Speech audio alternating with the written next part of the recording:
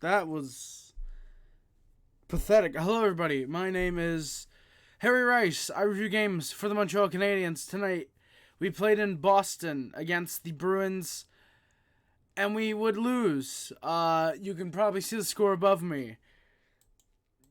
God, I really don't want to talk about this game, but we're going to because I have no choice. That's what I do. I would say it's my job, but YouTube doesn't pay me. Don't know. Please.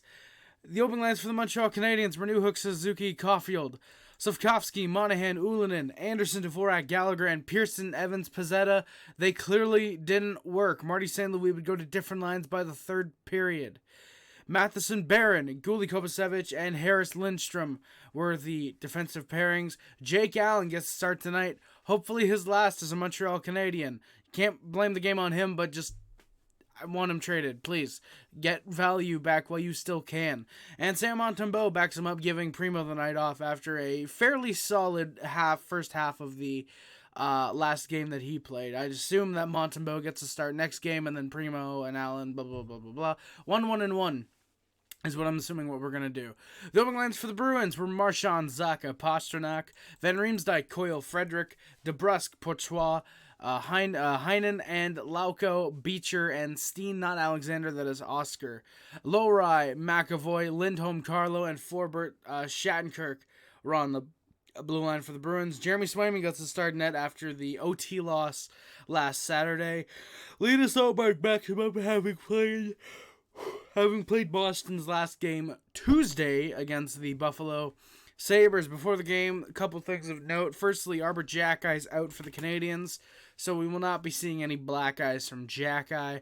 Milan Lucic was arrested for a domestic dispute. That is fucking hilarious.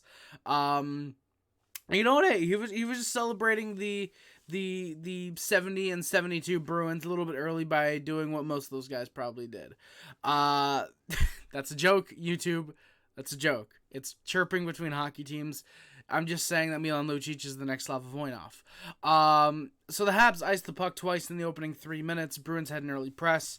Habs then go to the power play as Lindholm is called for a hold on Nick Suzuki.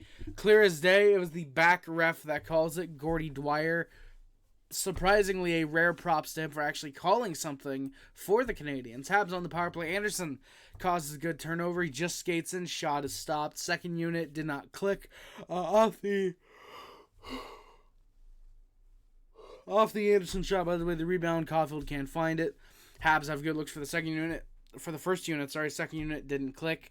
Habs are 0-1 on the power play. I still don't get why we aren't changing up the power play units to at least replace Anderson with Slafkovsky, and presumably get Jesse Ullinen instead of Josh Anderson then on the second unit. If we're switching Anderson and Slafkovsky, Anderson's on the second one. Get him off for Jesse Ullinen. Yeah, I don't know why we're not doing that. Bruins then press again. Pastrnak misses a wide open rebound, but they go to the power play as Ullinen is called for a hook on that play. Good on Ullinen to not allow the 1-0 deficit. Then it's a 5-on-3, 13 seconds in. Brad Marchand steps on Kovacevic's stick. He is called for a trip, and the Bruins score. On the 5-on-3, Charlie McAvoy gets his third goal of the year. It's a point shot. After some decent D shots, the Habs had good D to protect at first, but Boston gets the 1-0 lead early. Habs are able to kill off the 5-on-4. Not a ton of chances for the Bruins there, so overall the Canadiens come out of that down 1-0 and are 1-for-2. On the PK tonight, Suzuki, nice deep chance, tried to find someone in front, nobody's there. Bruins then pressure. Allen has a big stop on DeBrusque, another solid one moments later. Suzuki's then taken down behind the Bruins net, no penalty because of course. Bruins then pressure with the second line out there. They then pressure the third line on the very next shift. That's at least a minute of pressure on each of those lines. Terrible effort, if you want to call it that, in the first from the Canadiens so far. There's an odd turnover, bounces off the boards right to Gallagher on a close breakaway. That gets stopped by Swayman. The rebound gets sent out. So no penalty. I thought it might have cleared because it was sent out where the bench was, I believe. Would have been over the glass, I think. Surprised there's no penalty there. Bruins were all over the Canadiens in the first period. Just nothing was going right. Nothing worked for the Canadiens. Nothing is fine. Nothing's all right, to quote legendary poet Papa Roach. Boston keeps working over the Canadiens. The Habs are lucky to get any late shots after a couple icings. The Bruins score in the final minute. Trent Frederic with a tipped shot in front. Allen can't do anything because he's not able to see the puck. So a 2-0 Bruins lead. That's not blaming on, by the way. It's just saying he's not able to see the puck, so he can't do anything on the shot. But 2-0 Bruins after 20 minutes. Shots are 19-8 for Boston as well. I wanted to die after that first period because I knew it would not tread. Actually, to be fair, I actually thought it might get better because the Canadiens usually, when they don't have a good first period, they usually do seem to step it up at least a little bit in the second and third. Well, that happened tonight. Canadiens early get a couple rough chances. Gouli has a big hit in the corner. Habs first line then pushes. Suzuki finds Newhook, open space, just can't put it past Swayman. Solid shot. If I recall correctly, the only open chance that the Canadiens would actually get in the game. Bruins then pressure, and they score. Gallagher gets tripped up. There's no call. Lindholm the other way, of course, gets the goal because that's naturally what happens. Tipped off of Harris's stick and in. It's a 3-0 Bruins lead. This is where I put we're fucking toasted. Who would have thought? That's the game-winning goal. I'm a philosopher of some. That's not the right word I'm looking for. I don't know. I just want to get through this game. Dvorak has a big hit in the corner. Then we get some 4-on-4 as I thought. Kovacevic goes after Jake DeBrusk. They each get 2 for roughing, but it's actually a Boston power play. Kovacevic got an extra 2 for cross-checking. Gallagher's in the box to serve that. Bruins have some press. The Habs are able to clear. Marchand with a good deke. He just can't finish. Habs are 2 for 3 on the PK tonight. Habs get a couple looks. Boston has lots of control. Gouli has a nice hit. Lindstrom, big one on Poitras. Couple Bruins want to fight him. Lindstrom says, nah, I'm good. And the Canadiens actually score about 2.5 minutes later. Slafkovsky has a nice shot from the top of the left circle. Just buries it past Swayman from Suzuki and Newhook. It is 3-1 for the Bruins, so at least we will not get shut out tonight. Yeah. Habs go back to the power play. Trent Frederic's called for a trip. Canadiens top unit, not terrible, not many shots, but no giveaways. There's actually a nice pass from Anderson. Monahan with a deflection. I think he went for the shot, but Monahan deflects it actually. No goal, though. Swayman does hold. It's strange how J.K. Allen is not able to get any tips that go by him, but actual good goaltenders are usually able to cover tips fairly well. Weird. So the Habs are 0 for 2 on the power play tonight. I believe that'd be the last time we go to the power play. We'll see how many power plays Boston gets. But they score right out of the box. Trent Frederic gets it. It's 4-1. A terrible shot that beats Allen. That is one he absolutely is going to want to have back. Just beats him, I believe, on the 5-hole. Terrible goal for Allen to allow the first of... Well, you could argue the second one. I think arguably you could say I think it was the second one. I know it was the third one. I think he could have had that. But, yeah, this is for sure one that he's going to want to have back. Terrible goal. Bruins go to the power play. Then Pizzetta's called for an interference. That doesn't need to take place. Just absolutely dumb penalties that the Canadiens do not need to be taking, but they are because, yes... Bruins look to make it 5-1. Pasta gets a sudden chance off a weird bounce. That's just wide. Bruins pressure. Allen makes a stop way out of his crease. I thought that was supposed to be delay of game, but I don't know if it's because the Bruins were pressuring, so he's able to make this. He's able to cover it there, or if it's certain or the rule's been taken away. Because I remember that it used to be, at least I'm pretty sure it used to be, if you cover the puck outside of the blue crease, it's a delay of game. They used to have it a lot in like NHL 07, so. Yeah, or at least on the PC version it did, which maybe the PC versions aren't the best ones to go off of the old rules because I'm pretty sure they still have 2-line passes in NHL 06, turned on by default, I should say. But either way, the Habs are 3 for 4 on the PK tonight. Bruins got some chances, a good stop on Poitras in the dying minutes. Habs got a final shot of the period. Slav misses one just wide with seconds to go. So the shots are 33-16 for Boston with a 4-1 lead after 40 minutes of play. Habs iced the puck in the opening 30 seconds. Bruins iced it 3 times in the next minute and a half. Bruins try to press. Habs get a chance back the other way. It's called on a high-end pass when there was no hand pass whatsoever. Evans had a good chance. That was blown dead. If he'd gotten his rebound, probably makes it 5-2, but or 4-2, sorry, at that point. Which, yeah, Bruins then go to the power play. Slafkovsky is called for a hold because why should Montreal ever get a power play? There was a missed. I believe it was a missed tripping earlier in the period. I just didn't care at this point. It's 5-1 Boston. James van Riemsdyk in front off a double deflection. Marchand with a good kick to James van Riemsdyk. He buries it into the wide open net. Habs are 3 for 5 on the PK tonight. Bruins are in control. Habs are lucky to even get a line change in. I'm tuned out 7 minutes into the period. Not tuned out as in I'm stopped watching. I'm taking it in. I'm not taking any notes. Yeah, it was all Bruins. Habs tried to press with a small chance. Bruins have a 2-on-1 the other way. Dvorak does break it up. With 7 minutes left, it's still all Bruins. Habs got a couple stray shots. They actually took 2 away from the Bruins. That would have made it a absolute doubled shots.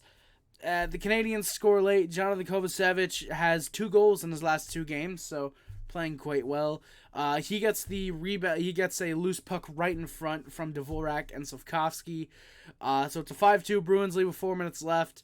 I was debating with myself if the Canadiens might have pulled Allen. We wouldn't. But I'm down by 3, maybe. I mean, potentially. But we just opted not to. Bruins got a couple straight chances. Bruins win 5-2. The final shots are 44-22 for Boston. Absolutely horrible game for the Montreal Canadiens.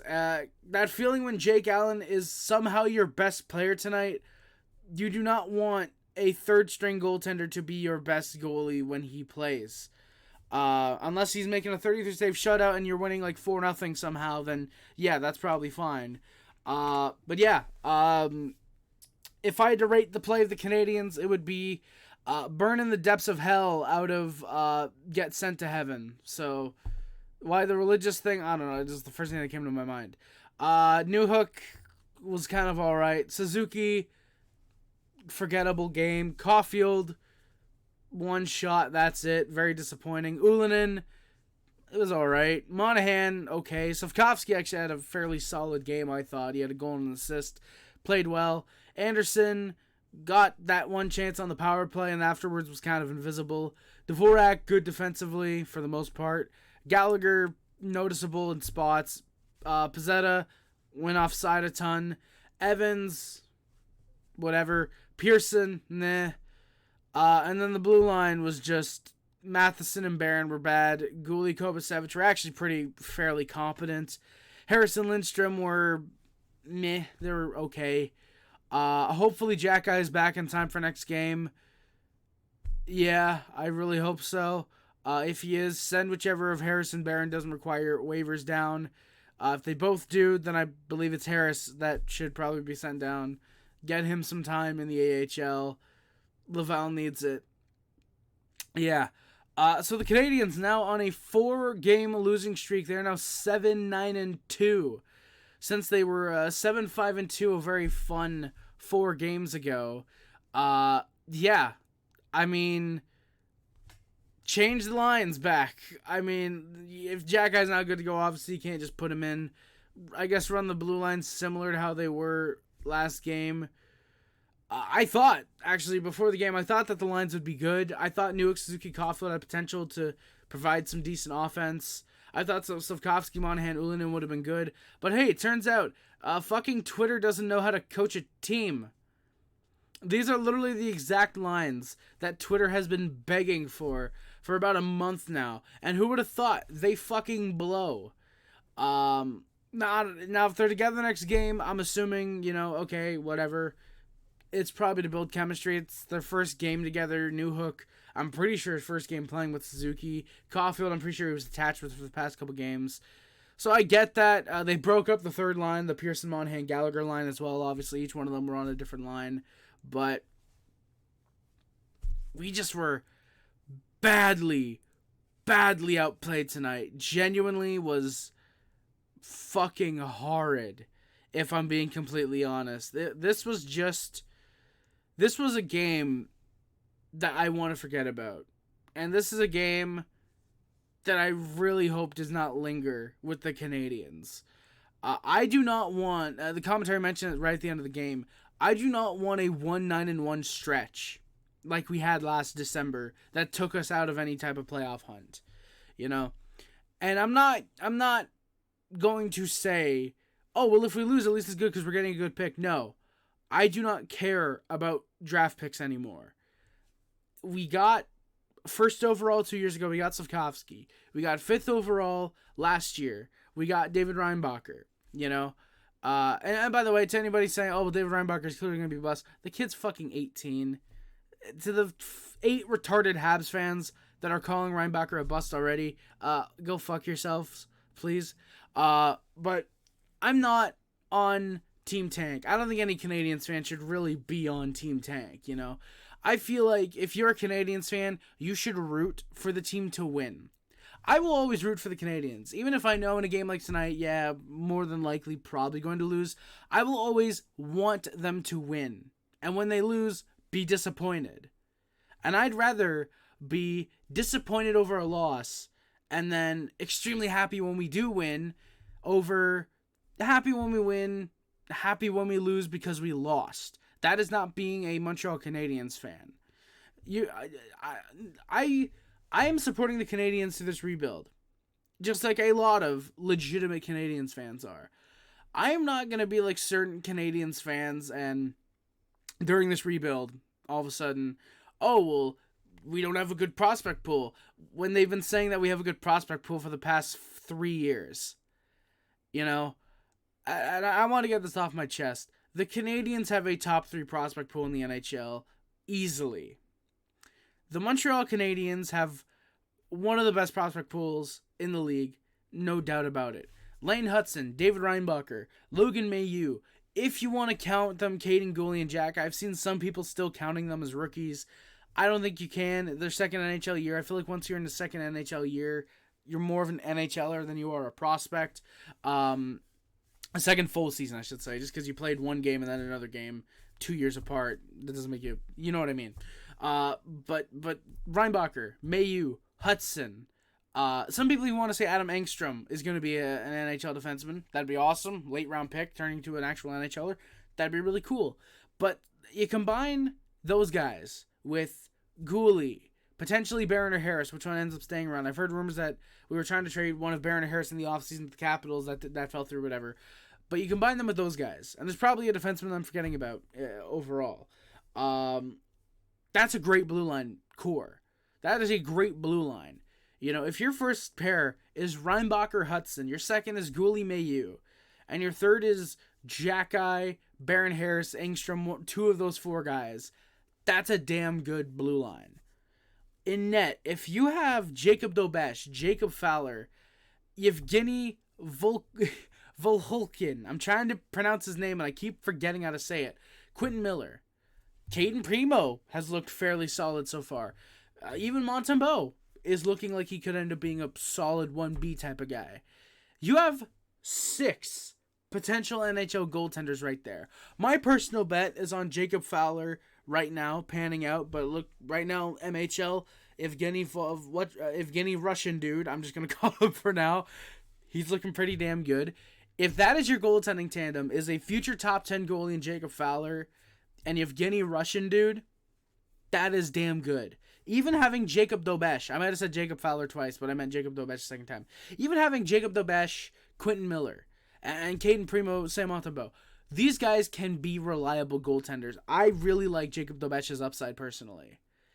And up front, you already have Doc, who, yes, is out for the year, but you have Doc. You have Newhook, Suzuki, Caulfield, and Slafkovsky. You have Newhook, Suzuki, Doc, Slafkovsky, Newhook, Doc, Suzuki, Caulfield, Slafkovsky, potentially Ullinen could end up being a bottom sixer. That is 6 players. And if you want to include Monahan, because I do think he ends up sticking around, or if we trade him, we sign him back in the offseason. That is 7 guys in your current lineup on forward. Well, not right now because Doc's out right now. But you have 7 guys. If you want to really exclude Monahan, okay, sure. That is 6 guys for a potential top 6. If you are running that top 6, I do have a question, because why is Jesse Ylönen in your top 6? However, 5 of those 6 guys, if you run a top 6, say Slafkovsky, Suzuki, Caulfield, and then New Hook with Doc, and let's just say Joshua Waugh. If that is your top 6, that is fucking deadly. You have a third line potentially of Sean Farrell, Owen Beck, and Philip Mazar. Who, by the way, I've seen some people saying, oh, Philip Mazar, why do we waste a first-round pick on this guy? Even if all he becomes is a third liner, that is a good third liner in Philip Mazar. You are going to have a fourth line that could comprise of Raphael Harvey-Pinard, Emil Heineman, potentially on Misak. I still believe in the kid. Jesse Ylönen. You have guys who are going to be potential third liners stuck on your fourth line. I seriously think Philip Mazar could end up being a second liner, and he could be stuck on the Canadiens' third line. The Canadiens have a fantastic future. So to any Canadiens fans who are right now pro-tank, no. Sure, okay, yeah, if we get one more good draft pick, yeah, at the draft, I won't complain. Will I be upset if we finish 500 for the year? Yes, because I want it to be competitive. You know, if we're near 500, okay, yeah, it's going to hurt a little less. But if we're 30, 40, and 12 or whatever the record over 82 games ends up being, I'm not going to be happy with that. I want to be near 500. I want to be competitive for a majority of the year.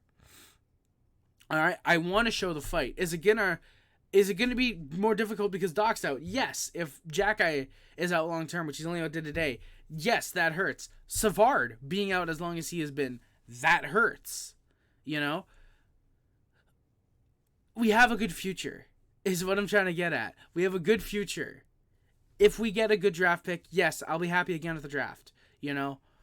Now, am I going to be completely upset like I was at David Reinbacher's, the pick of David Reinbacher last year? No, because looking back already, I think Reinbacher's a great pick. I think he's going to be an incredible top pairing defenseman, and I think he's going to work really well, hopefully with Lane Hutson, because I think that would be a really solid pair. Then again, I wouldn't really mind if we go Gooley, Hudson, and then Reinbacher, Mayu. I think either one of those pairings could be really damn solid. But we shouldn't freak out in Canada. Because let's face it, at this point, the Canadiens are Canada's team. The Canadiens fan base should not be flipping out if we end up picking slightly off the board. Because let's face it, Reinbacher should have been 10th overall in the mock draft. So that's what he was, I believe. We pick him at 5. People wanting Zach Benson, for example, I believe it was Zach Benson, over David Reinbacher, no. Yes, you get the flash, you get the excitement. You probably get a 60, 70 point player out of Zach Benson. But what do you really get? Do you get heart? Do you get good two-way play? Because someone pointed this out. I forget, it was the dude who does the mailbags for the Canadiens. I wish I remembered his name. Because he brought up a great point today. Would you rather have Cole Caulfield putting up 50 goals and provide nothing else to the Canadiens, or maybe scores 35, 40 and has a good two-way game? He's a good playmaker. He can have a more complete game, or he can score 50 goals.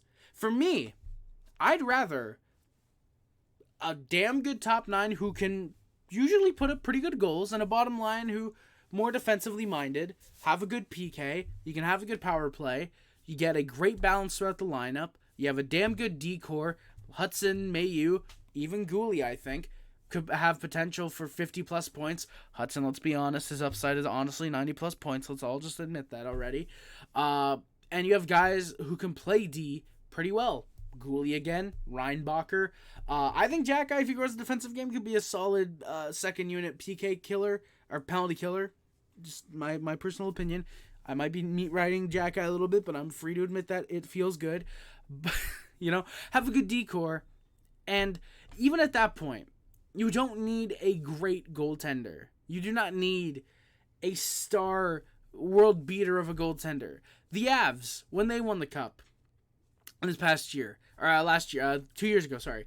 Darcy Kemper. I love Darcy Kemper. He's not a top 5 goalie in the NHL. He's not a top 10 goalie in the league. Look at fucking Vegas last year. Adin Hill. A glorified backup. You know?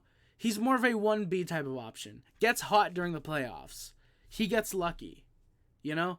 You need someone like that. You need luck on your side. And you need a good goalie who can make saves when he needs to. You do not need a world beater, out of this world goaltender. You just need a good goaltender. Do I think we're going to get more than a good goaltender with Jacob Fowler? Yeah, we're probably going to get a pretty good goaltender. We're actually pretty lucky that we were able to draft him. Will we get what we need? Do we have what it takes to win the Cup within the next decade? Abso-fucking-lutely, in my opinion. I just want to go on that little rant. I went on a kind of Joe Bob style rant for the people who know who Joe Bob Briggs is. If you don't, educate yourself. Shutter will be your friend. So, yeah. It's time we get to the stats for the Canadiens, and then we get out of here, because I've been rambling on for 26 minutes now. It was a terrible game for the Canadiens. However, just rebound within the next 2, at least. Hopefully, we can. So yeah, Big Dick. By the way, if you're wondering what's the case with the boxes, what the case is with the boxes and the books, 25 Days of Harry. That's all I'm gonna say. Big Dick Nick Suzuki leads the Canadiens 5 goals, 11 assists for 16 points. Goal Caulfield has 5 goals, 10 assists, 15 points. Michael Matheson 4 goals, 10 assists, 14 points. Say it with me now. Remember when he wasn't playing like a top 15 D-man about 5 games ago? Sean Monahab, 6 goals, 7 assists, 13 points. Alex Newhook, 4 goals, 6 assists, 10 points. Brendan Gallagher, 5 goals, 3 assists, 8 points. Tanner Pearson, 3 goals, 3 assists, 6 points. Caden Gooley with a goal, 5 assists, 6 points. Justin Barron has 4 goals, 1 assist for 5 points. Start passing the puck a little more. Don't get too greedy, Justin. Slafkovsky has 2 goals, 3 assists, 5 points. Raphael Harvey-Pinard has 4 assists. He was, I believe, a healthy scratch tonight. If not, he's injured day-to-day, I think. Jesse Ullinen has 3 goals. Jake Evans, Arbor Jacka, who's out day-to-day. Michael Pezzetta and Christian Dvorak all have 1 goal, 2 assists, 3 points. Jordan Harris has 3 assists. Gustav Lindstrom has a goal and an assist. Kirby Doc, who's out for the remainder of the year, unfortunately. David Savard, who's out, I believe, about 2 to 4 weeks now. And Josh Anderson, who is out of the lineup. That's not true. Would you believe me if I had not said that wasn't true? Yeah, you probably would. They all have 2 assists. Josh Anderson is missing from the scoreboard, I should say. Jonathan Kovacevic has 2 goals. I completely forgot to put him above Gustav Lindstrom. Johnathan Kovacevic has 2 goals. Gustav Lindstrom a goal and an assist. Kirby Duck, David Silver, Josh Anderson all have 2 assists. Yoel Armia has a goal, and Yoel Armia, who's now in the AHL actually, and Jake Allen, not to be confused with Haley Steinfeld's boyfriend. Jake Allen has an assist. Arbor Jacki has 3 fights. Michael Pezzetta has 2, and Tanner Pearson just has 1. So yeah, that is going to do it for today's video, guys. Thank you all so much for watching. Do not forget to like, comment, subscribe, favorite, share, and includes, but it's not limited to YouTube, Facebook, Twitter, Instagram, anything else. My name is Price. Go to Pub Club, He's Club, Sub Up, D Nation. If you are a member of the Wild Squad, thank you very much. Streams or any videos is much greatly appreciated. Thank you guys for watching. Links in the description on the Amazon wishlist, PO Box, PayPal, the Discord, whatever. Stream account, and the Twitch are all down there as well. Thank you guys for watching. If you guys want to send anything my way for the 25 Days of Harry Christmas Eve live stream, links in the description, the Amazon wishlist, the P.O. Box. Those are how you can send stuff my way if you wanted to. You, of course, don't need to. We will still have the Christmas Eve live stream. However, it would be very fun, I think, to open some stuff on stream. So, yeah. Again, that is going to do it for today's video, guys. Thank you all so much for watching. My name is Rice. Ale Morial. Always remember how bad we were last year. How bad we are like this year. Go Habs, go, baby. Thank you guys again for watching. My name is Rice. Again, I am out. Love you guys. See you guys. Bye, guys. Love you guys. See you guys. Bye, guys. Love you guys. See you guys. Bye, guys. Bye.